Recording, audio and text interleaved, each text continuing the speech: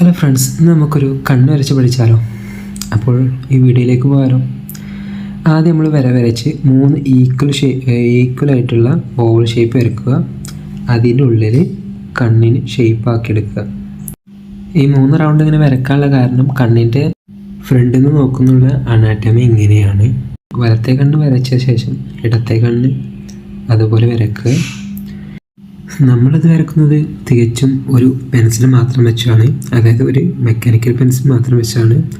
വേറെ നമ്മൾ ഗ്രേഡ് പെൻസിലൊന്നും ഇതിനായിട്ട് ഉപയോഗിക്കുന്നില്ല. അപ്പോൾ അതിൻ്റേതായിട്ട് ചില കുറവുകളൊക്കെ ഉണ്ടാവും കേട്ടോ.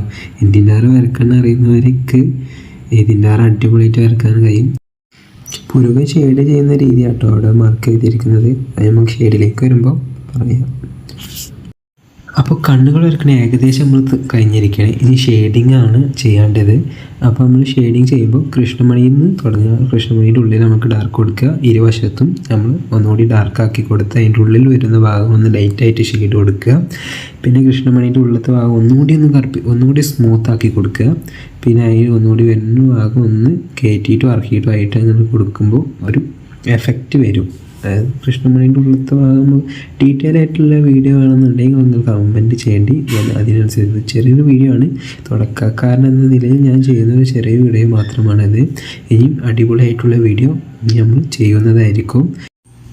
നമ്മൾ ലൈറ്റ് ഷെയ്ഡിൽ നിന്നായിരിക്കണം പിന്നെ ഡാർക്കിലേക്ക് വരാൻ പാടുള്ളത്.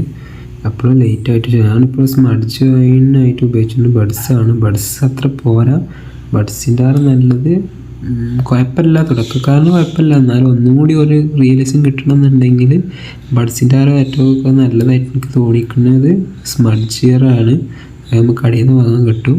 അതിനെത്ര ഏകദേശം ഒരു 50 റുപ്യയാണ് വരുന്നത് ഞാൻ വാങ്ങിയ സമയത്തൊട്ടോ. ഇപ്പം എത്രയെന്ന് എനിക്കറിയില്ല. ഇനി നമുക്ക് കൺപിളകൾ വരക്കാൻ തുടങ്ങാം. കൺപിള വരക്കുമ്പോൾ ഇങ്ങനെ റൗണ്ടായി വരയ്ക്കുക.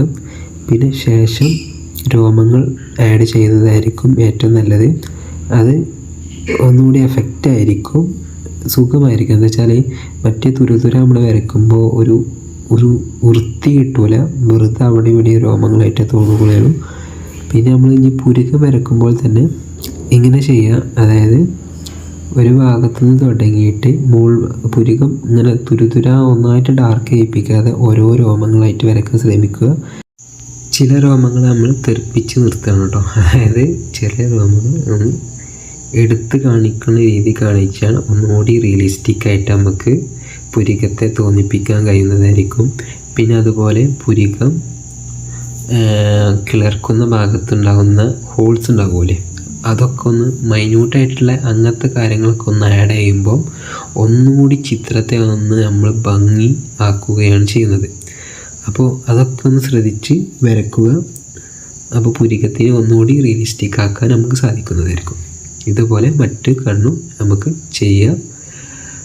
പിന്നെ ഈ വീഡിയോ നിങ്ങൾക്ക് ഇഷ്ടപ്പെട്ടാൽ ഇനിയും എന്നെ സപ്പോർട്ട് ചെയ്യുക. ഞാൻ തുടക്കക്കാരനാണ്. നിങ്ങളുടെ ഇത്രയും വരെ നിങ്ങൾ കണ്ടിട്ടുണ്ടെങ്കിൽ നിങ്ങൾക്ക് എൻ്റെ വീഡിയോ ഇഷ്ടമായെന്ന് ഞാൻ കരുതുന്നു. പിന്നെ നിങ്ങളോട് പറയാനുള്ളത്, ഞാൻ ആദ്യമായിട്ടാണ് ഇങ്ങനെ ഒരു വീഡിയോ ആയിട്ട് ഇറക്കുന്നത്, വോയിസ് ഓവർ ചെയ്യുന്നു. അതിൻ്റേതായിട്ടുള്ള ചില മിസ്റ്റേക്കുകളുണ്ട്. ഇതിൻ്റെ അടിപൊളിയാക്കി നമ്മൾ ഇനിയും തിരിച്ചു വരുന്നതായിരിക്കും. അതുവരേക്കും ടാറ്റ. നിങ്ങൾക്ക് ഇഷ്ടമായെങ്കിൽ ഇതിനെ പറ്റിയൊന്ന് കമൻറ്റ് ചെയ്യണേ.